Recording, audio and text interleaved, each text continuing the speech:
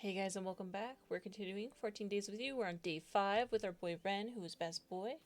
Last time we saw, he was staying the night, I think. He helped us with our cameras, and we went to the aquarium, and it was a wonderful day. Totally nothing suspicious happened. He's totally normal guy, nothing doing nothing wrong. Uh, he's totally fine. What are you talking about? What do you mean it's not working? This is a common problem I have, and I don't know why. Yes, maybe. I think I need... No, that's not it. That's it. Alright. Rather than the faint chirping of birds outside my window, is the sound of something buzzing that rudely pulls me from my slumber. Muscle memory immediately kicks in, causing me to haphazardly throw my arm above my head and fumble around in search of the noise. When my hand lands on what I think is my phone, I groggily pull it closer to see what all the fuss is about. My boss's name flashes on the screen, causing me to awaken fully, and I unlock my phone to read his message. Library closed today. Police closed down the entire street. Unsure why? We'll text you if more information becomes available. Wait, everyone's alive, yeah? Wait, no. Oh no! Tio has been executed. What? Conan's odd texting quirks aside, what did he mean the police closed down the entire street? Did that have anything to do with what was on the news last night? That reminds me, I still need to call Eleanor and Tio to see if they were alright. I mean, it's been almost an entire day since I've heard any kind of reply from them. I'll try Eleanor first. Not wasting any time, I find her name in my contacts list and press the call button, only for it to immediately go to voicemail. Strange. Maybe she's busy. I hope she at least received Conan's text. I'd hate for her to show up bright and early to the library, only to find out that it's closed for the day. Speaking of texts, maybe I should send one of my own just in case. I type a quick response before doing the same for Tio. And maybe it's because of what happened during our double date yesterday, but I wasn't in the mood to try calling him for some reason. With that out of the way, I let a tired sigh before haphazardly throwing my phone back onto the empty space near my bed. Empty space? That reminds me, what happened to Ren? The last thing I remember from last night was us snuggling up on the couch together. At that, my cheeks immediately grow warm at the thought, and without so much as thinking, I reach for my phone once more to check out the security camera app he installed. So sometimes you can catch him. Spoilers, I guess, but sometimes. I think this is a really cool thing, and I hope more of it happens later. I guess it was a good purchase after all, seeing as I could use these cameras to spy on that certain pink-haired cutie when it was hopefully still in my apartment. Looking for the app he installed on my phone, I open it up and navigate towards the camera in my living room. I see the telltale signs of my pillows and blankets on the couch, though what catches my interest is the fact that they were neatly stacked and put away, with no Ren in sight. Curious, I switched to a different camera to find him. He wasn't in my kitchen either, and not near my entryway. There's no point checking the camera in my bedroom since, well, I'm already here, which only left. As soon as I checked the camera in my hallway, it's then that I noticed a familiar pair of blue jeans and a soft cardigan slumped against the wall. Was that Ren? Sitting outside of my door? What was he doing? Perhaps a bit impulsively, I sit upright in bed and call out for him, and almost immediately, I hear the telltale signs of someone clambering around outside my bedroom. It is shortly followed by the faint sound of a throat clearing before a familiar patch of pink hair pinks through the gap at the door. Ren peers in and sheepishly looks at me with a soft smile before he opens the door fully and invites himself inside. Good morning, Angel. Did you sleep well? Ren looks like he wants to say something, but instead chooses to clam up and stare at his feet. I almost want to reach out and ask him to look at me, but I hold back in favor of letting him take the initiative. Still, it doesn't stop me from calling out his name. Ren? Almost immediately, Ren's head whips up as he looks at me with wide eyes. There's a crooked smile on his face this time, and almost timidly, he shuffles on his feet, as if deciding whether he can come closer. You asked me to stay last night. But then you started mumbling about not having enough room for something, so I carried you to your bedroom instead, and then you asked me to join you in your bed, but then you said something about the grown-ups saying it'd be okay for me to stay, and I didn't know what to make of that, to be honest. Seriously? Was I really sleep-talking about something that happened when I was a child? But I figured you really did want me to stay, so I ended up camping out in your living room, so don't worry, nobody came into your room. But besides me, of course. And I only just woke up, actually. Right. If you still want to, I can join you and, actually, no. Never mind. And looks like he'll combust on the spot if he talks any longer. And as if sharing the same thought, he clams up and awkwardly scratches his jaw. From that reaction alone, I have the slightest inclination as to what he wanted to ask me. Now that I think about it, would it be such a bad idea? Come on over. Were you going to ask if you join me in bed? Yes? No, wait. I mean, you don't mind? Because I don't mind standing here, honest. You can't even notice the draft, and I don't mind the sunlight directly hitting me in the eyes at all. Come here, Ren. Almost like a puppy, he immediately makes a beeline towards me, but not before closing the door and waiting for me to lift the blankets up. I suppose that's his way of making sure I really wanted him in my bed. Aw. Not wasting another second, Ren joins me underneath the duvet and makes himself comfortable beside me. Hi. Hey, I feel like we've done this dance before. Maybe once or twice. Your bed is just as warm as last time. That's usually what happens when someone sleeps in it. I don't miss the way he pulls the blankets closer to his face with a warm smile. Funny, I sometimes do the same thing whenever I pull my clothes from the dryer. There's just something about the warmth and soothing sense that makes me feel happy. And it makes me wonder if Ren is feeling the same. Though admittedly, it was a bit weird knowing that they're my sheets and not his own, but Ren's eccentric nature has been growing on me these last few days. Somehow, this really didn't faze me anymore. Ren, however, seems to have different thoughts. As if realizing what he had just done, his eyes grow as wide as saucers before he whips his head in the opposite direction and feigns interest in the wall. There's a prominent blush spreading across his cheeks as he clears his throat and pulls the blankets down again. Before I can react, my phone goes off for what feels like the 100th time this morning, and I fish around for it once more with a groan. Not bothering to look at the screen this time, I swipe my finger across the screen to answer the call. Wait, call? Hey, morning, sleepyhead. I've got something big to share with you. If it's not too much trouble, could you go to the ferry term and wait? Who's in your bed? Hello? Yes, you. I can see your arm. Are you talking about my body pillow? Oh, very funny. I would have been the first to know if you brought a life-size Haruko pillow. And I'd be the first to listen to you complain about the cost. Yeah, and then you asked me where I got it from. Exactly, so whose arm is that? Angel? Wait, that's not the submissive and breedable guy you were... Okay, I think I should move on from this topic. Moth, this is Ren. Ren, this is Moth. Nice to meet you, Mr. Submissive and... Moth! What does that mean? It's nothing, Pookie Bear, don't you worry. Pookie Bear? Please, don't ask. No, ask them. I'm having way too much fun with this. Hey, tell me, does Angel make you wear Haruko's outfits too? No, not yet. Yet? You've talked about this? No, well, if they asked, I'm sure I wouldn't say no, and... Alright, I think we're done here. Moth, didn't you say you had something important to tell me? Oh, right. Remember how I told you about that drawing raffle I won? You know, the other day when you were at the manga store? Yeah, but you got cut off near the end. Though I couldn't really make out what you were saying after our call disconnected. I did. Weird. Maybe I'm remembering things differently. Again, damn. Well, there's no harm in telling you again. You can hear me this time, right? With a laugh, I nod my head while Ren gives a thumbs up from behind my shoulder. Clearly, he just has invested in our conversation. Loud and clear. All right, drum roll, please. Guess who won a free trip to New Salvis? Me, that's who. No way. I can feel Ren jolt in surprise from my sudden outburst before he settles back by my side. At that, I shoot him an apologetic smile, when then he returns with his own.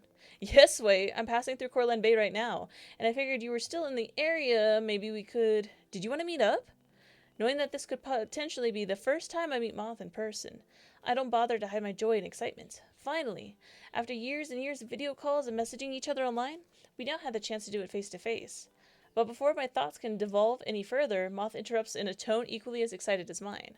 Would that be okay? I mean, the shuttle won't pick me up until tomorrow morning, so I haven't got much planned, and I wouldn't want to intrude or anything. I know this is also sudden, and we never actually met in person yet, or even made any plans to. Hey, it's fine. I can show you around the bay, take you to the famous beach from Attack on Titans. Say less! It's then that I realize Ren is still sitting next to me, peering over my shoulder while Moth and I converse. A wave of guilt washes over me, but Moth seems to step in before I can react. Oh, right, the iconic beach scene where you wouldn't be complete without Haruko, would it? You should bring him with you, I don't mind. My name is Ren, but if it's really alright with Angel too, I wouldn't mind tagging along. Oh, right, you're a big fan of Attack on Giants too. You remembered? I mean, yeah. I really like that anime too, so I don't mind tagging along. If it's okay with you, of course. I'd love to have you with me. Ren almost slams his head against the headboard with how quickly he straightens up, as Moss snickers in his reaction to the background. Kiss, kiss, kiss. I'll seriously hang up on you. Moss' teasing calms down the moment I send them a faux glare. Ren seems to find amusement in my words as well, given how the corners of his lips pull up to the faintest of smiles. Man, who knows what you two were getting up to in bed before I called. Goodbye, don't ever call me again. Hold on. I'll be waiting for you guys at the ferry terminal, but don't make me wait too long. Watching the ocean makes me feel nauseous also. I want to be the one who hangs up first. Bye! Before I can get a word in, Ma flashes me a cheeky grin and ends the call. Well then, guess it's breakfast to go? With a smile, Ren eagerly nods his head. The salty aroma of the sea is the first thing I notice before a large ferry boat comes into view. Ren becomes a temporary second thought the moment I realize who might be on that ship, and I hurriedly make my way towards the dock where Moth is waiting. Angel! Moth! Angel! Moth! Almost immediately, Moth runs towards me with outstretched arms before pulling me to a warm hug. Their excitement is almost palatable as they laugh in my ear and give me the tightest squeeze I've ever experienced. They nearly swept me off my feet, too, had it not been for the potentially safety hazard of swinging someone around on a slippery dock. Man, I couldn't wait to get off that thing. Never again am I going to ride on a ferry. Ever. Ever. But oh my god, you're actually here. You're real. And you're taller than I expected, too. And, whoa, I love your outfit. Must be the shoes. I have got to get me a similar pair of... Holy shit, is that... You're joking. You're actually joking. Is this real? No way the real-life Haruko is standing before my eyes right now. Following Moth's gaze, I notice Ren sheepishly walk up to the both of us and stand by my side.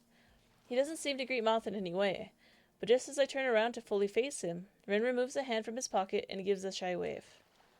I guess I've gotten so used to Ren being more forward around me that I almost forgot about his reserved side.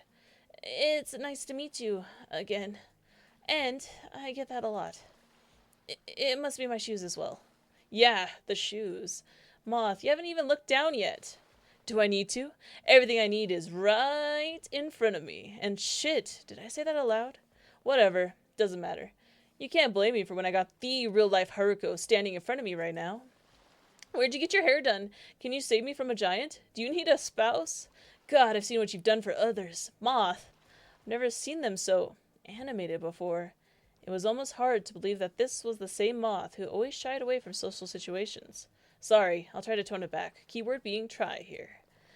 But for real though, thanks for coming out and meeting me like this. I know it's a really last minute. Not at all. I had nothing planned for today anyways, and I'm glad Ren was willing to tag along. Of course. I like making you happy. He really is Haruko. Oh, it's Ren, and I guess... Well, apart from the hair, I suppose it's just a minor coincidence that Haruko and I happen to act the same. It's one of the reasons why he's my favorite character, actually. It's hard to miss the way Ren looks at me when he mentions Haruko as his favorite. But it happens all too quickly, and I fear it was just a trick of my imagination. Yeah, I like him because he's hot. Plus, he whimpers and pouts in the most cutest way whenever he's upset. I almost laugh as the way Ren's eyes widen at Moth's words. Also, have you seen him in the latest episode? I swear the animators knew what they were doing when they ripped his uniform. Wait, I haven't seen it yet. Don't spoil it. Oh, shit. Sorry, eh? My bad. But hey, if you got the time, why don't we all watch it together? Sounds like fun, don't you think, Angel? I wasn't expecting Ren to join in, much less witness Moth be so social with someone. But then again, much like me, Moth has been obsessed with Attack on Titan since it first came out, so it made sense for them to be able to gush about it without any restraint. Plus, it was nice to see Moth having fun, so who was I to put a stop to it? Speaking of, did I tell you the reason I'm here in the first place? Well, you know about that one anime convention being held in New Salvis? They were hosting this AOG art contest online, so naturally I joined, and I won. So now I get to go to the convention for free, and I get to have a one-on-one time with all the voice actors. I mean, come on. I finally get the chance to talk to the voice actor for Hiroko. This is like a dream come true. I wonder if I can get him to say he wants to marry me. Wait, why didn't I know about this? Yeah, now that you mention it, it is kind of strange how you never said anything to me. You must be really busy with work, huh? Work. I guess you could say that. However, with everything that's been happening recently, I'm not entirely sure I can blame my distractions on my job. And I love Attack on Giants. It's weird how I never got any recommendations or ads for the convention online. Huh. So much for personalized feeds. Well, don't worry about it too much. I'll be sure to buy you all the Haruko charms I can find. I mean, I still owe you, don't I? Besides, the convention isn't until tomorrow, and we still got an entire day to kill. Didn't you once say you wanted to show me some of the sights here? Aw, you remembered. Well, since we're all here already, why don't we start with the main beach? Oh, but you don't really like water, do you? Maybe we can just... They don't? Yeah, though it's not really near the water that gets to me. It's what's lurking beyond. Unknown creatures, ships and planes that go missing for no reason, endless depths that have yet to be explored. Yeah, nope, not for me. Oh, and I almost drowned as a kid. What? Unfortunately for you, A, you'll need to unlock my level 80 friendship to hear that one. Now, what did you say about a beach? After what happens in the latest episode, I hope I get to see Haruko's glorious butt imprint in the sand. Please don't look at me when you say that. The walk along the promenade is awfully quiet, and it has me wondering where the usual crowd of people are. Usually, I'd see Jay and Tio hanging around near the food kiosks, but today, no one seemed to be around. Did something happen? And why was nobody answering their phones? It'd surely be over a few hours by now, and Eleanor has never been one to screen a text for that long. Tio, too, for that matter, even if he often finds enjoyment in ghosting others. It sure is quiet today. At least we don't have to worry about finding someone over a spot to put down our stuff. That's true. But we can't go in the ocean wearing these outfits. Here, why don't I buy some swimsuits for us? There's a beach apparel stand right by over there. Oh, you don't have to. Besides, I was mostly joking. You already know Moth doesn't like the... Oh, it's fine, I won't be long. Before I can respond, Ren is already bouncing towards the nearby stall with a slight spring in his step. Well then? It's fine, eh? You two can swim if you want. I don't mind sitting under a palm tree or two and catching up with some webcomics. Are you sure? Yeah, besides not now might be a good time to try and conquer my fears. Probably. You know, I recently watched this anime where the main protagonist gets isekai'd to an underwater city. Weird. When Ren returns, he's got a bunch of bathing suits, towels, and a beach bag bundled up in his arms. He wastes no time in handing me a suit, and before I can tell what's happening, he's already ushered me towards the changing stall and promising to watch the door from outside. A small part of my brain picks up the fact that the swimsuit is my exact size, but I put it on the back burner for now so I could focus on changing out of my regular clothes. When I look at all the items Ren got me, I notice that it shows parts of my skin. I don't care. The design on the front somewhat resembles my comfy aesthetic, and it makes me wonder if it was the reason why Ren initially picked it out for me. However, another part of me wonders if he only picked this swimsuit out because it shows off some of my legs. I know what you are, Ren. You're a little freak. I can still hear Moth moving about the stall next to me. Alongside the rustling of fabric and a few expletives, so I take my time changing. But it doesn't take long before I'm fully dressed and ready to throw myself into the ocean. As if to kill time and give everyone else a few more minutes to get dressed, I stuff my regular clothes into my bag extra slowly and swing open the door. Only to find Ren still waiting for me on the other side. All done? That was quick. Guess it's my turn now, huh? It's then that I noticed that there was only 2 stalls available, and that Ren really was taking his guarding job seriously. Get out and let Ren use my stall. Go ahead, it's fine. All yours, babe. At my words, Ren's cheeks immediately flush a deep red as he draws closer to me and almost trips over his own feet. You are all mine? Yeah, you are my boyfriend, aren't you? But I was actually talking about the stall, Ren. But boyfriend? I mean, right. The stall is mine, or, my turn in the stall. Me. It's almost endearing watching the way puffs his cheeks and pouts from his fumble. The way he puffs his cheeks. Okay. Ren makes sure to keep direct eye contact with the ground instead of me as he passes by. But he turns around at the last minute and peers at me from behind the door. You really were talking about the stall, right? Actually, never mind. Before I can respond, Ren slams the door shut and hides his flushed expression from me. I can still hear you two, you know.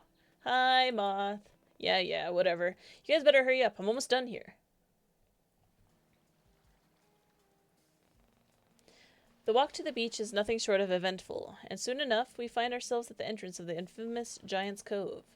Moth can barely contain their excitement as they take in the familiar scenery before them, and I don't miss the way they start to babble about the striking similarities between the beach scene from AOG and the current scene laid out before them. I've already visited this cove enough times for the excitement to wear off, but watching Moth have the time of their life right now only seems to hype me up even more.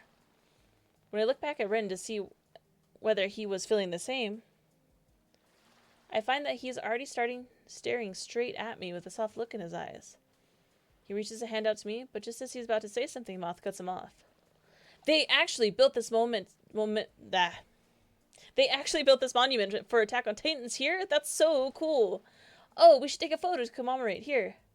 In a blur, Moth excitedly shoves the phone into Ren's hand and tugs me towards the stone statue made in Haruko's likeness. One of their arms hooks over my shoulder to pull me closer to their side, and I can feel their smile grow the moment they press their cheek next to mine. Ren, however, seems to have a bout of confusion as he takes the scene in front of him, before he snaps out of his daze and lifts Moth's phone and takes a photo. The camera flashes every time he takes a picture, but after the 7th flash, Moth decides that's enough and signals for the phone back. Ooh, let me see the results. When I peer over Moth's shoulder, I see the photos Ren took were actually kind of bad. Although the statue and I were perfectly in the frame, Moth seemed to be cut out entirely, with only the arm around my shoulders making the shot. Hey, what about me? You're right there, see? My arm, you mean? Yeah. That doesn't count. Here, take another one. This time, Moth curls their arm around my waist and leans closer to my side. I don't miss the way Ren's eyes widen, nor the way he takes a second too long to take the photo, but I chalk it up to him being surprised at Moth's sudden cleanliness. Was he jealous because we didn't have any pictures like this of our own? Before I can think about it further, Ren's voice grabs my attention. There, better? When Ren hands the phone back to Moth, they hunch over the screen and look over everything with a critical eye. It's almost comical watching them zoom in and out to scrutinize every little detail, but I figure it'd be best to leave them to their own devices once I see them open a photo editing app. No doubt to cover our faces with AOG stickers before they share it to their family group chat to boast. Turning to my side, I look at Ren with a teasing expression. What about you, Buttercup? Huh? Don't you want a photo to commemorate this moment as well? Without waiting for a response, I playfully pull Ren's phone from his pocket and aim at my pink-haired companion. I love this so much. This is like my favorite scene so far. Ren immediately covers part of his face with his hand, but quickly realizes that he isn't wearing his thick cardigan, so the sleeves of his rash guard hardly do much to help his growing embarrassment. He seems almost camera-shy with the way he turns away from me with a soft blush on his cheeks, though he doesn't complain when I start to take a few pictures of my own. In fact, Ren appears to revel in all the attention I'm giving him with the way he indulges at my request with a warm smile. Feeling a sudden surge of confidence, I reach out my hand expectantly and gesture for Ren to place his cheek against it. There. He wastes no time in leaning down, pressing his face against my hand, and nuzzling into my touch. Ren almost looks like a cute puppy like this, and I find myself taking a few more pictures to savor the tender moment. Though, admittedly, the eye contact he's giving the camera feels a bit intimate, but I brush it off aside for the sake of my rapid heartbeat. If I send these to you, will you make it your lock screen? Ren, can you come over here for a second? I need you to compare hairstyles with the statue. My brother thinks Haruko's hair isn't fluffy enough, but... I stifle my laughter as Ren's confused look as Moth continues to rant while they tug him towards the Haruko statue. I look away the moment they ask him to start posing, and it's then I realize I still have his phone in my hands. But just as I move to return it to its rightful owner, the screen immediately lights up and starts to vibrate. Perhaps it's muscle memory kicking in from all the times that my own phone would go off, but I found myself unconsciously lifting it up to look at the screen before realizing what I had just done. I'm guessing you're the reason it's placated again. Also, gross, dude. Don't tell me you went back and fished out his... Shit! What exactly are you doing right now, Angel? I shouldn't be reading through someone else's private notifications like this. And yet... I couldn't help but feel... Fine. I see no suspicious in this text message. What was I thinking? Reading private messages like this? Bren didn't deserve to have his privacy disregarded like this. With a resolute nod, I make my way towards the group and call for Ren's attention. Angel, sorry, did you want to take more photos as well? Here, I'll move out of the way. Actually, I was thinking about heading to the manga store to check out some of the new merch. Do you want to join us? Oh, and here's your phone. That sounds like a good idea. Here, I'll go get our bags while you finish taking your photos. Let me know when you're ready to go. Almost like a puppy, Ren bounces off towards our belongings and starts to pack them up with a blissful smile on his face. Man, he really is just like Haruko. Gah! I want him to turn into a sticky hand just so I can repeatedly throw him against a wall over and over. Pfft, your level of cuteness aggression genuinely terrifies me sometimes. The moment we reach the main street, I immediately pick up on the lack of, well, noise. Aside from a lone cop car, there were hardly any other cars or people on the street, and most of the stores appeared to be closed. Weird. Was today a public holiday? I doubt it, considering I was initially supposed to work today. But before I can dwell on it any longer, I suddenly find myself being thrust forward and onto the road by an unknown force, before Bren reaches out a hand to pull me back. Once the initial shock wears off and I gather my bearings, I whip my head around to figure out what or who tried to push me. But it proves difficult with Ren's large frame blocking my view, so I remove his hand from my shoulder and sidestep around him. When I do, I come face to face with a dark, hooded figure who doesn't even bother to acknowledge our existence. What the? This asshole really tried to push me into some oncoming traffic and walked off as if nothing had happened. Wait. Was this the person Violet was talking about? The tall build, the hooded jacket? The only thing that's missing is the crazy amount of belts on their legs. So this is my stalker. I have half a mind to just pull down their mask and hoodie to expose their identity, but I didn't want to cause a scene or make matters worse. Ren, however, seemed to have other plans. Before I can react, he surges towards the hooded stranger with a nasty scrawl on his face. What's your problem? Not even gonna apologize? When no response comes, Ren reaches for their shoulder to get their attention. All it does is cause them to turn around slightly before they shrug it off and break into a sprint. Everything happens in a blur, and just as the smudge of black fades from my view, Ren's pink hair replaces it as he gently grips my arms to ground me. Are you alright? Did they hurt you? Concern and worry couldn't even begin to describe the range of emotions present on his face. Ren peers even closer when I don't respond to his questioning. And in that moment, I find myself too stunned to speak. All of my attention goes forward, the warmth radiating from his sudden closeness and the soft, blue eyes peering into mine with so much worry.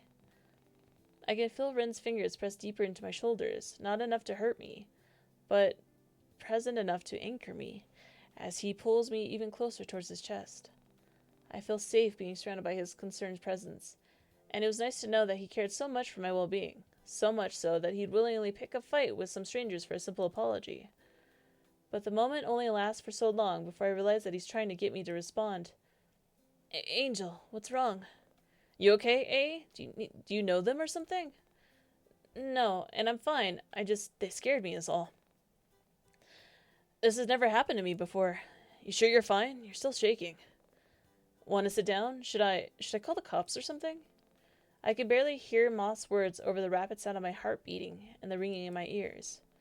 I wasn't able to see the person's face because of their mask, but their scent, I could recognize the smell anywhere. It was something unmistakably earthy and muddy, and felt oddly familiar in some way. Before I can let my thoughts travel any further, I notice my friends are staring at me with concerned looks. Not wanting them to worry, I mask my fear with a determined glint in my eye and try to ease the mood. Maybe we should head home instead.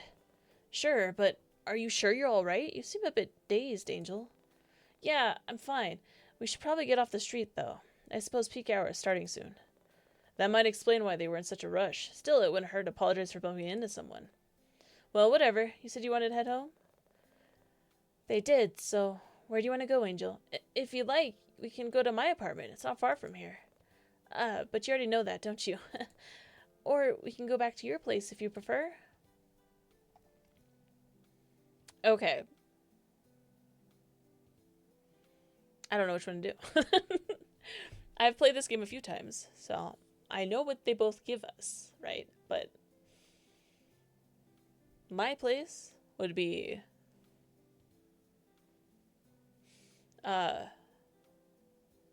like a cute scene.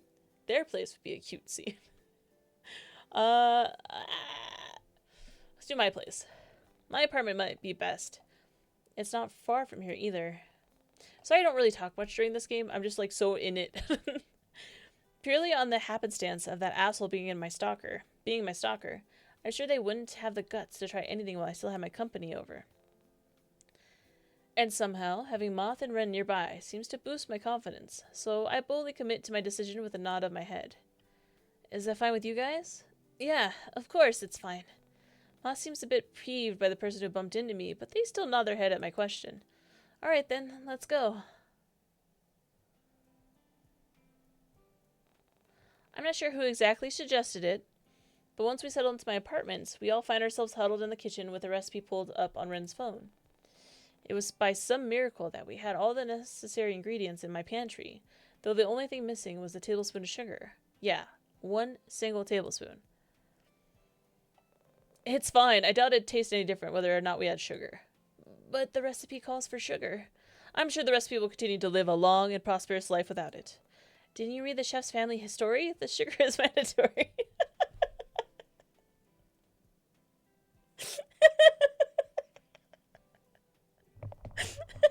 I don't know. It's so stupid.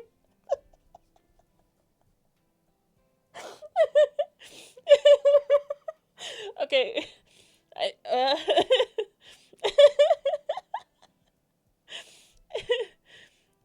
That's so real. Honestly, I skipped over it. Me too. Ren genuinely looks heartbroken as the prospect of Moth skipping past the long-winded story. I'm literally crying. Of how the recipe had been passed down from generation to generation, and I had to admit this sight was kind of funny.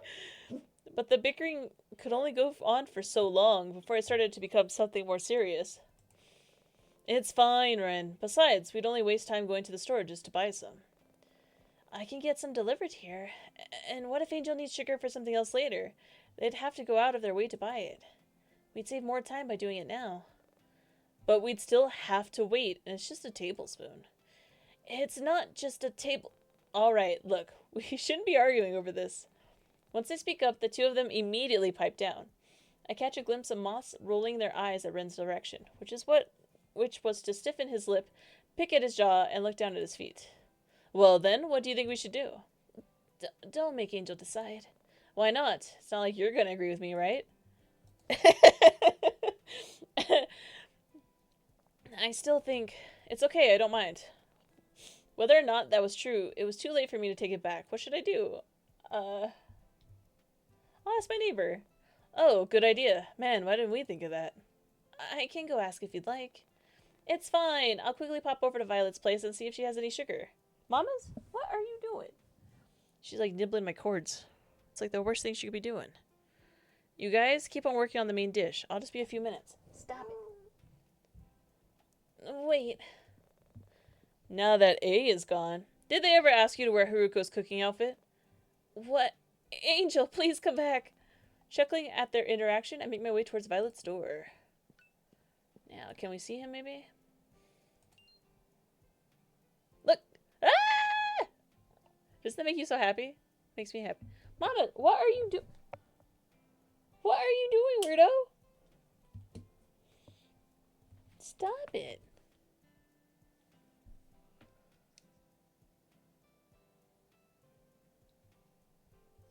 Weirdo cat. And you turned off my screen.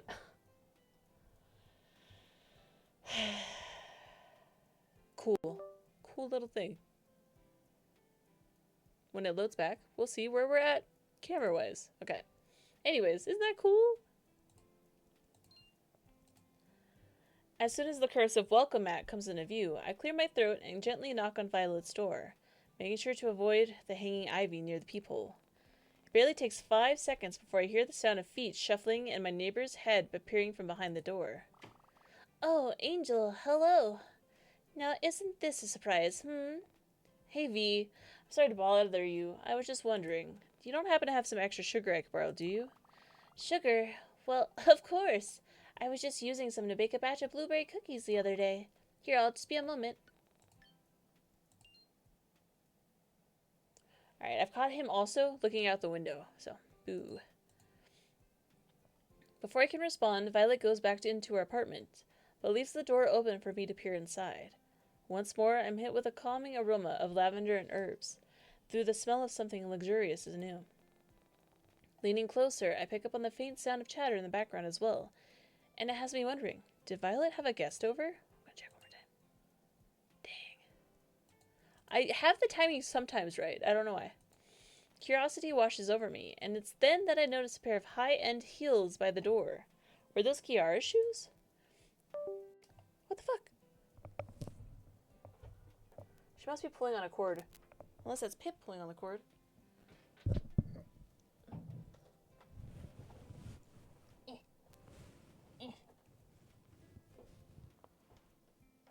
Pip, move your ass. Yeah, he was on a cord. Well, this is embarrassing. How did I... Why you gotta lay on my cords, buddy?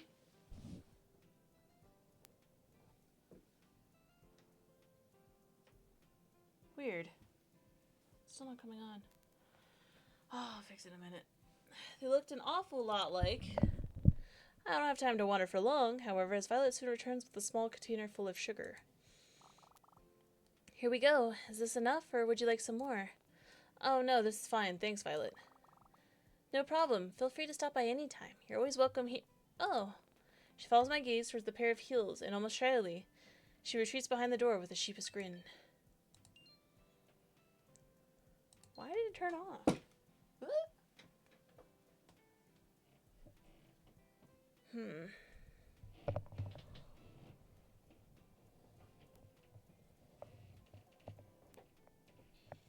Gotta be.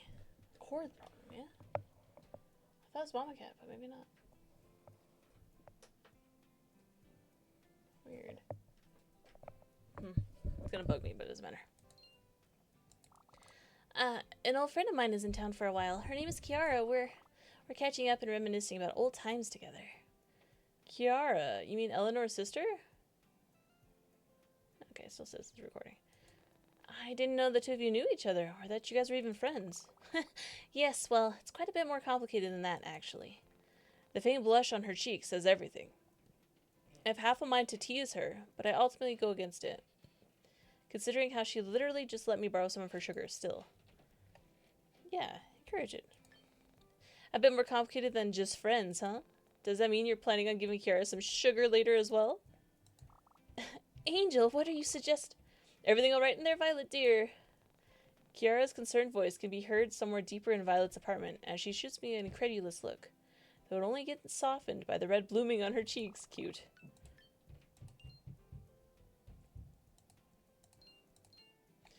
Oh no, everything is fine. Just saying goodbye. Well, alright then. Taking the hint, I let a snort out and turn towards the door. Alright. I'll stop now. Thanks for the sugar, Vi, and... No funny business, you two. She put her nose in my business. I think it's only fair. With a wink, I give my neighbor 2 thumbs up and head back to my own apartment across the hall. With everything settled, we go back to making dinner. Admittedly, I was a little wary of letting Ren watch the stove, considering how he once burnt an entire pan of pancakes. Yet, he seemed to be doing well so far. Moth, however, is all too happy to wash the dishes, which leaves me... Oh no. I hope this is working. Which leaves me in charge of dumping the remaining vegetables into the pan while Ren stirs. You know, if you were a vegetable, you'd be a cucumber. Cringe. Well, if you were a potato, you'd be a sweet one. You think I'm sweet? Ugh, you two are acting like an old married couple now. Gross. Can we go back to the conversation about Ren not knowing the difference between a cucumber and a zucchini? Because it's kind of funny watching him. Married? It's like he didn't hear a word Moth said. We really look like we're married? Uh, Ren, your hand is getting awfully close to the flame. Huh? Shit! I didn't notice. You didn't notice? Now that I'm here thinking about it, Ren did have quite a number of strange markings littering past his hands. Some look like deep cuts, while others closely resemble inflamed blemishes and burn marks. Did something happen to him in the past? Was that why he wasn't able to feel the heat coming from the stove? Before I can ask, Ren seems to notice my inquisitive gaze fixated on his hands and beats me to the punch. Curious? I once said that I'd tell you about my entire life story, didn't I? And all you have to do is ask, Angel. Was he really being genuine right now? If so. Alright then, how'd you get those burn marks? There's a flash of something in Ren's blue eyes as he steps closer and fills the space between us. He effortlessly cages me in between his chest and the flat surface behind me, before he leans down and lowers his voice to a hushed whisper that sends a shiver down my spine. You'll have to keep this a secret between you and me, okay? It's pretty embarrassing. And no telling your friend, either. Nodding my head, I try my best to focus on Ren's words, and ignore the way his unique scent floods my senses and has me unconsciously, leaning closer for more. Well, when I was a kid, I went camping with some friends from school. It was our first time doing something like this, so we didn't have much experience. I guess Kid Me wanted to prove just how reliable and capable he could be, so I volunteered to start the campfire while my friends pitched the tent. Big mistake. The fire got way out of hand, and before I knew it, the only thing I could feel was the flames scorching my skin and this horrible burning sensation tearing me up. The heat ended up marring most of my arms, and I suffered a lot of nerve damage from it, and now it's left me practically unable to feel most things. And what's worse is that my nerves continue to deteriorate with each passing day, no matter how hard I try to prevent it from happening. It's reached a point where I could barely feel anything at all. As if to prove a point, I hear Ren's hand grip the counter by my side, almost alarmingly tight. But I guess that's why I always like touching you. It's sad, isn't it? Someone who can hardly discern things by touch no matter how hard they try, yet always yearning to see just how much they can still feel. I want to experience everything I can before it all goes away. And you make it possible. Wow, after hearing all that, it makes me want to, reach for his face, I guess. He can hardly feel anything that's in his hands anymore, right? So that means... Without a second thought, I reach for Ren's face and gently comb his cheek. My thumb runs across his soft skin, and it's then that I notice all the faint freckles and blemishes that litter his face. Part of me wants to trace them, but I hold back for now. It's much better like this, right? The way you can feel everything. His own eyes widen as my words before I feel him nuzzle his face closer into my hands. An almost pitiful smile pulls at his lips. And had I paid just a tiny bit more attention, I would have noticed the tears forming in the corner of his eyes as well. But before I can open my mouth to speak, the soft and intimate moment is abruptly interrupted, leaving my words unvoiced and hanging in the air between us. Dude, watch what you're cooking! Hey. Although dinner ended up being a little toasty, it does little to sour the rest of our evening, despite the slight pout that lingers on Ren's features. We decided to eat in the living room so that we could watch AOG, and eventually we blazed through 14 episodes, and even a few Me Too theory videos, before the events of the day slowly start to catch up on us. Moth was the first to let out a yawn, and eventually the rest of us all fell victim to it. I didn't want to leave the warmth of my blankets, but someone needed to turn my couch into a temporary bed for Moth to sleep on. Looking back at them, I see that they're already halfway into dreamland, given the way their head was awkwardly thrown over the side of the recliner with drool peeking out from the corner of their lips. Getting up as quietly as I can, I silently tiptoe towards my bedroom to retrieve a few spare pillows and a blanket. But what I didn't expect was for Ren to follow close behind. His presence practically startles me, and it takes all my willpower not to yell out in surprise. Had he always been so stealthy? You'd think that with his large and lanky frame, he'd be a little more noisy, right?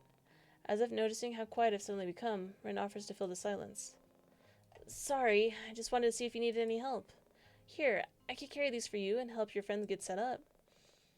Did you want to get changed in the meantime? Sleeping in that might be a little uncomfortable. Oh, sure, thanks, but I can easily distinguish between the concern in his voice, but my thoughts were elsewhere at the moment. I can't believe it took me this long to realize, but where was Ren gonna sleep? Would he mind sharing the bed with me? I mean, we've both been really adamant about Ren being my boyfriend, and he's shown no complaints up until this point. Would he mind? Deciding I won't get my answers by simply thinking about it, I turn my attention back to Ren once more. Did you want to sleep with me tonight? Sleep? With you? You mean like, or did you mean... I was talking about sharing a bed with me, you dork. Oh, right, yes. Yeah, yes, that's fine, I don't mind. What about you? Are you really okay with that? Yeah, that's fine. Yeah, why wouldn't I be? You're my boyfriend, aren't you? Yes! Yes. I'll go bring you this to your friend and come right back. Okay. But just to make sure, you really want me to share a bed with you? Yeah. And I'm really, really, really your boyfriend? Yes, Ren. Really, you promise? Hurry up before I change my mind. At that, Ren practically teleports out of my room and sprints down the hallway. Settling into bed, I let out a deep sigh and sink deeper into my pillow. Ren joined me earlier after he stripped himself of his outer cardigan and belt, though I figured the jeans must be comfortable enough for him to sleep in. But it wasn't like I had any spare clothes that would fit his large and lanky frame, and there's no way I was going to ask him to take his pants off. Ren, however, didn't seem to mind sleeping in denim, as he paid them no mind the moment he joined me under the covers and pulled me closer towards his body. I was so close that I could feel his chest slowly rise and fall against my backside, signaling that he had already fallen asleep, and I found it oddly soothing somehow. It was so soothing, in fact, that it almost had me dozing off as well. Yet, for some reason, my mind didn't seem to get the memo. Today had been an eventful day, to say the least, but despite everything, I was glad that Moth seemed to enjoy herself.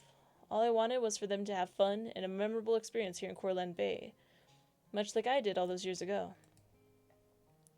Nothing could replace those fond memories of me exploring the wonders of my town or on my own as a child, even going as far as Lake Blue Moss before an adult would find me and tell me it was time to go home. Thinking back on that memory, wasn't there someone else with me? I remember leaving the playground to venture deeper into the woods, far enough that I could see the actual lake itself, and there would always be someone waiting there for me. Was it Leon? It was him, right? I honestly couldn't remember anyone else from my childhood. But what about the child with the pigtails and colorful bandages all over their body? Was that Leon? Somehow that didn't feel right. Well, all this thinking wasn't doing me any good.